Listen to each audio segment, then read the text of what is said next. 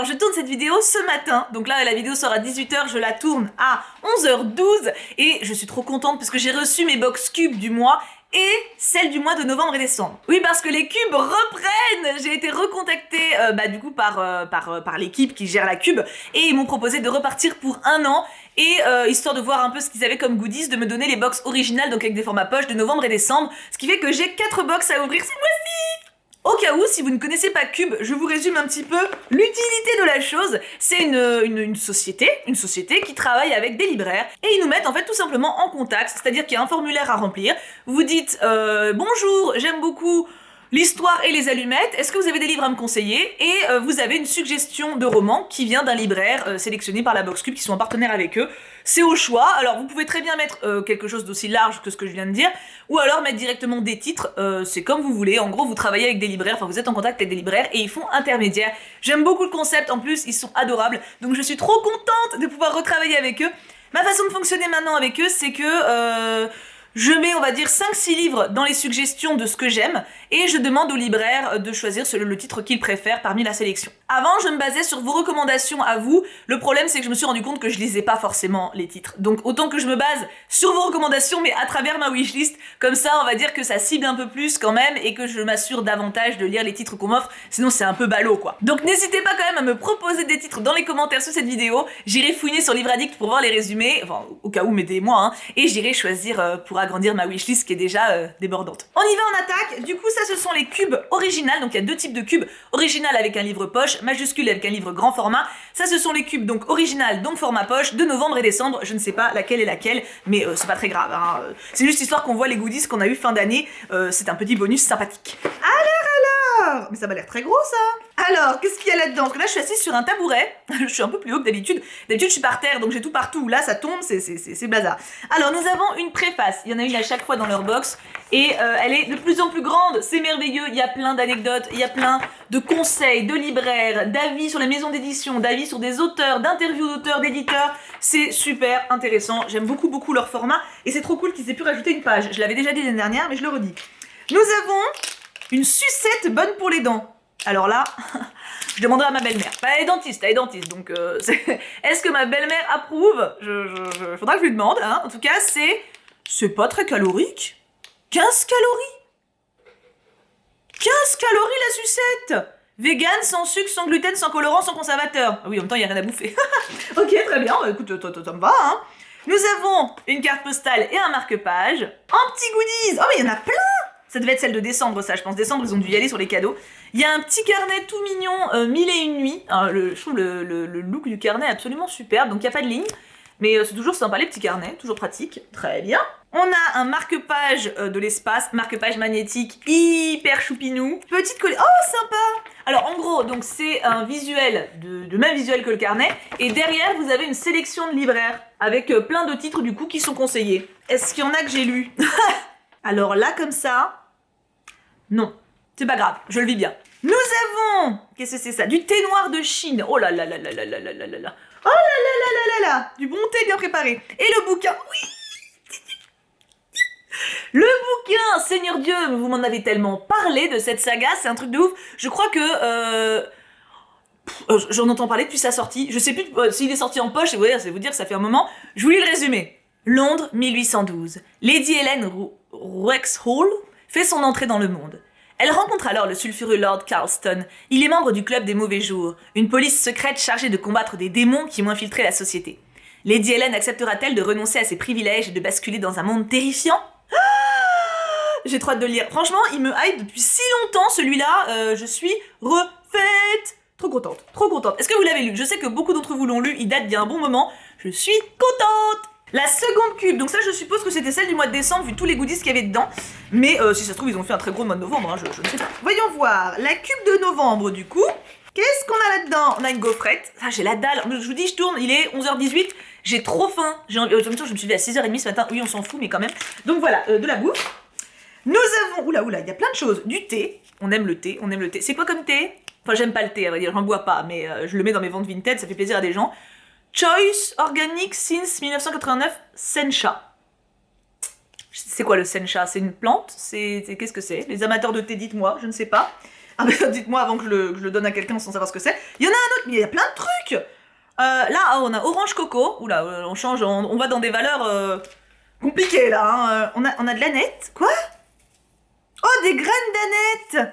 Alors ça, alors franchement, sans déconner, Cube, je sais que je ne suis qu'une pauvre, une pauvre lectrice comme tant d'autres. Si vous pouvez nous mettre des graines plus souvent. Non, parce que j'adore avoir des plantes qui poussent. Non mais voilà, et ça se plante entre avril et septembre. Il y a de la marge, je pourrais le planter dans mon nouvel appart. Ah, je suis très contente. Mais je pense que c'est un partenariat qu'ils font parce que c'est avec la box à planter. Regardez, il y a un site en dessous, donc je pense que c'est pas eux qui mettent des graines, ils ont juste bossé avec eux. Bah bossé avec eux tout le temps, hein. Moi des petites graines comme ça, je kiffe, hein. On a la préface du mois, donc passé, donc même principe, hein, plein de petites interviews, de petits avis, de comment s'occuper de la net aussi, parce que c'est quand même pas mal utile, hein. On a le kit marque-page et carte postale, et là ils sont synchro, en plus j'adore quand ils sont synchro. En fait, j'arrive même pas à savoir laquelle était la box de novembre ou décembre, parce qu'il y a masse de cadeaux aussi dans celle-là. Il y a un message de la box Cube, ouais mais alors du coup ça date un petit peu avec, regardez, c'est ceux qui ont créé la box Cube, est-ce que ça se voit pas qu'ils sont pipous? Moi je vous dis, ils sont pipous, je suis très contente, je suis très contente de bosser avec eux. Et du coup, alors il y a un partenariat avec les éditions Bleu et Jaune qui se lance dans une nouvelle collection apparemment. Hop, donc ils nous présentent un petit peu le nouveau fonctionnement. Et pour nous le vendre entre guillemets, on a eu quelques petites cartes toutes jolies pour illustrer donc leur concept. Donc je suppose que c'est des titres qu'ils vont éditer. Mais elles sont très belles, elles sont vraiment très jolies. Un peu sombre, hein, mais ça dépend de la déco de chez vous après, hein, Bon, c'est vrai que t'as un petit peu envie, ça fait très roman noir policier, tu vois. Je suppose que c'est le genre. Et il y a un an de méditation offert. Ah non, l'offre est valable jusqu'au 15 janvier. Ah bah non, je l'ai dans le cucu. Non. Bah il y avait un an de méditation offert, putain c'est vachement cool. Tu sais, c'est une appli avec des enregistrements, etc. J'étais avec quelques applis comme ça... pendant un moment, mais à chaque fois je prenais pas l'abonnement premium, du coup c'était toujours un peu les mêmes trucs, donc ça me saoulait vite. Mais là il y avait un an. Bon bah du coup je les ai pas. La tristesse. Et je suis trop contente. Alors ça pour le coup, c'est aussi, de toute façon c'est aussi vous qui m'en avez parlé, hein, comme l'intégralité de ma wishlist quasiment. Les étincelles invisibles, pardon, je vais y arriver, de Elle McNicol. Je vous lis le résumé, je sais que si vous ne le connaissez pas, plus de la moitié d'entre vous vont l'adorer tout de suite. Vous allez comprendre. Je suis obnubilée par les sorcières. Addie est autiste. Lorsqu'elle apprend en cours d'histoire que sa petite ville de Juniper a persécuté, torturé et exécuté au Moyen-Âge des dizaines de sorcières, elle est bouleversée. Ces femmes accusées de sorcellerie n'étaient-elles pas autistes ou neuroatypiques comme elle? Victime de brimades en classe, Addie se sent particulièrement concernée par leur sort. Elle décide de mener campagne pour que la ville de Juniper rende hommage à ces sorcières injustement traitées. Je sais. Non mais je sais. Alors déjà, la moitié qui comme moi, non même pas la moitié, je sais que vous kiffez tous ces sorcières. Tous quasiment, dites-moi. Je sais. Déjà, sorcière, et la thématique est trop belle, la couverture est trop belle. J'adore. Voilà. Donc, alors, honnêtement, je suis très heureuse de l'avoir reçu. Je l'aurais emprunté en médiathèque, sinon j'aurais pas forcément acheté de moi-même parce que c'est vrai, c'est du jeunesse. Donc, je sais pas si c'est quelque chose que j'aurais forcément voulu avoir dans ma bibliothèque tout de suite sans l'avoir lu avant. Je suis très heureuse de l'avoir reçu et j'ai trop hâte de le découvrir. Passons maintenant aux box de ce mois-ci, puisque là, en gros, ce que je viens de vous montrer, c'est des bonus qu'ils m'ont envoyés parce que c'était les box de novembre-décembre. La cube originale du mois de janvier. Allons-y. Ah ouais non, ils ont... Non mais attends, il y a moult bonus. Je pense qu'ils ont... En fait, je pense que c'est trop cool, mais je crois qu'ils marchent mieux, enfin qu'ils ont plus de gens qu'avant. Et du coup, ça leur permet d'avoir plus de choses dans leur box. Je trouve ça vraiment trop bien. Parce que moi, je me rappelle d'une époque où pour la cube, t'avais 2-3 bonus. Enfin, c'était la base. T'avais un de sachet de thé, le marque-page et carte postale et la préface, et 2 petits trucs avec. Là, on est sur 1, 2, 3, 4, 5... Attends... à monter. 5, disais-je, 6, 7, 8, 9. 9 trucs en plus du livre. C'est énorme. Donc nous avons du sachet du thé, de bon thé bien préparé dans le bon sens, c'est mieux. Jasmin, fraise, pamplemousse. Alors c'est vraiment dommage que j'aime pas le thé parce qu'il y a vraiment des saveurs. T'as envie de goûter, hein. Thé goûter. Bon, c'est pas ouf. Réalisez votre marque-page avec votre Fudenosuke. Je crois que c'est un stylo. Donc on a un stylo avec... Il possède une pointe flexible, vous pouvez donc modifier la largeur de votre trait en fonction de la pression exercée, ce qui crée ainsi une typographie dynamique. Oh, c'est super sympa, donc en gros c'est ça. Donc ils ont mis un stylo avec, et la pointe est donc fine, et ça permet de varier les trucs. Tout ça grave. De toute façon, d'avoir de la papeterie, très bonne idée, Cube, très bonne idée. Ça et des graines, je suis une typo heureuse. Nous avons... J'ai faim. Des chips! Non mais attends, en plus, fabriqué en France, sans huile de palme, conservateur ou colorant. Vico, chips de lentilles, saveur tomate mozza. Ça j'adore parce qu'à chaque fois ils nous mettent de la bouffe de bonne qualité, tu sais. Eh, je vais en goûter une. Oh écoute, il va être midi. J'ai envie de dire, c'est l'heure, hein. J'ai pas de... non, j'ai pas d'ouverture facile. Ah non, j'ai pas de couteau. Ah, j'ai faim. Est-ce que je vais me lever pour l'ouvrir? Oui. Tada! J'ai pas encore goûté. Voyons voir. C'est grave bon. Je vais clairement finir le sachet avant le déjeuner. Hein. On a un extrait de début de roman offert du coup dans la cube en bonus de qui? De Elsa Escafre. Et je vous montre le résumé si vous voulez lire. J'avoue que je vais pas le lire moi parce que sinon ça va faire un peu long vu que je dois aussi lire ceux que j'ai reçus, tu vois. Mais très sympa. J'aime bien quand ils nous mettent des débuts. C'est intéressant. C'est pas fini. On a la... Ah tout va bien, je contrôle la situation. On a la fameuse préface dont je vous parlais. Bam bam bam bam. Bam bam. Non, regardez, c'est trop bien. En vrai, tu te rends compte de la quantité de lecture qu'il y a en plus? C'est trop cool. Et un petit kit fleuri de marque-page et carte postale. Mais ce qui nous intéresse, c'est le bouquin. Le commentaire de mon libraire. Chère Marilyn, je vous souhaite une très belle lecture. À bientôt, Camille. Merci Camille. Oh oui, oui. Il était dans ma liste depuis si longtemps et c'est pareil, c'est vous qui me l'avez fait connaître.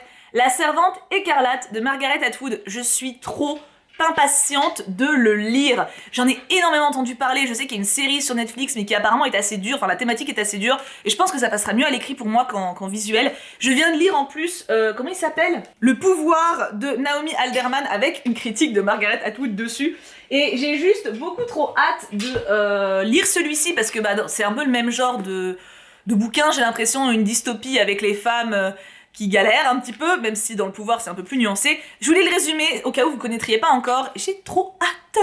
Devant la chute drastique de la fécondité, la République de Galad, récemment fondée par des fanatiques religieux, a réduit au rang d'esclaves sexuels les quelques femmes encore fertiles. Vêtue de rouge, Defred, servante écarlate parmi d'autres, à qui l'on a ôté jusqu'à son nom, met donc son corps au service de son commandant et de sa femme.